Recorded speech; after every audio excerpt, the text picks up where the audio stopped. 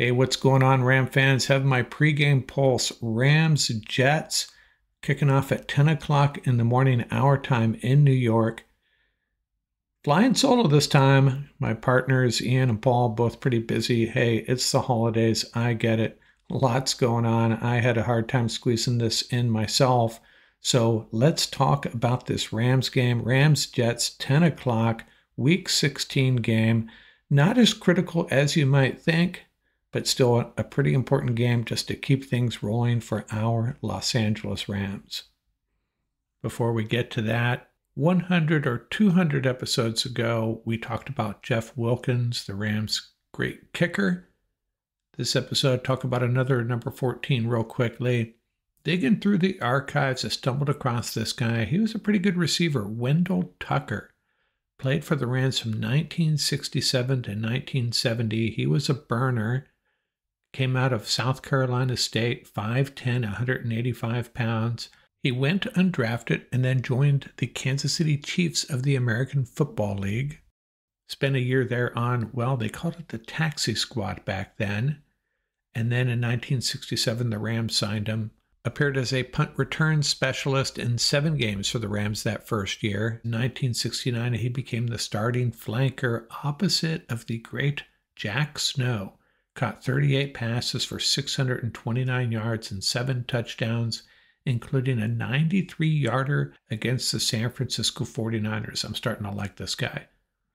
Rams won the Coastal Division that year, by the way. His production dropped off the following year, 12 receptions for 230 yards, had a knee injury he was trying to work through, and then he was traded along with Billy Truex to the Dallas Cowboys in return for wide receiver Lance Rensel.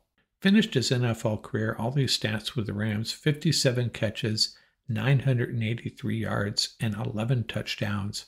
Speed burner Wendell Tucker, our number 14 for the Los Angeles Rams. Let's get to this Rams-Jets game. Final injury report. You don't see this very often. No designations, questionable or otherwise, for our Los Angeles Rams. 5 guys we are kind of monitoring. Jordan Whittington will play, as will Davis Allen, DeMarcus Robinson, Kobe Durant, and Tyler Higbee. Sat out at least one practice for an illness. Now, 4 tight ends, I imagine one of them will be inactive. Candidate's probably Davis Allen. For the 4 and 10 at New York Jets, cornerback Michael Carter has been ruled out. Questionable running back Braylon Allen. Defensive tackle Quinion Williams. It'd be a big deal if he can't go. Offensive lineman Elijah Vera Tucker, he's out of USC. And defensive tackle Leki Fotu. Bunch of other guys will play.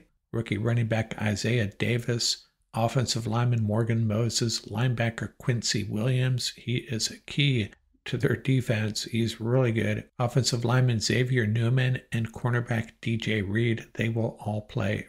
Reed possibly outplaying Sauce Gardner this year.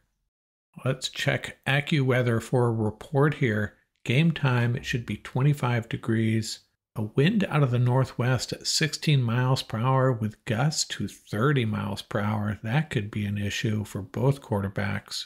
It'll warm up 2 degrees by halftime, I'd say, and then it'll cool off to around 25 by the end of the game. That wind will be pretty consistent, 15 miles an hour-ish, with gusts 25 to 30 miles per hour. So not the best conditions for football. Definitely need to be successful on the ground here.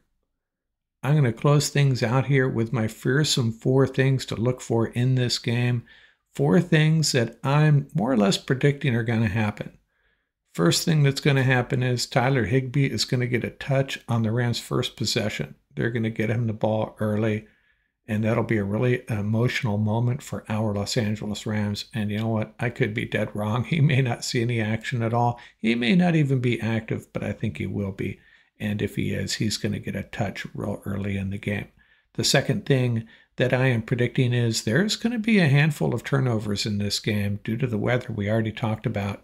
Hopefully the ball bounces our way. Hopefully these turnovers are Aaron Rodgers throwing picks. But ball's going to be on the ground a little bit, I think, and the ball's going to be flying all over the field as icy and windy as it is. Both teams are probably going to try to keep the ball on the ground more, which makes perfect sense. So maybe these turnovers will manifest themselves in fumbles more than interceptions. The third thing I am predicting is Kyron Williams is going to be the difference maker in this game. Hey, he played in the cold at Notre Dame, grew up in St. Louis. He knows cold weather.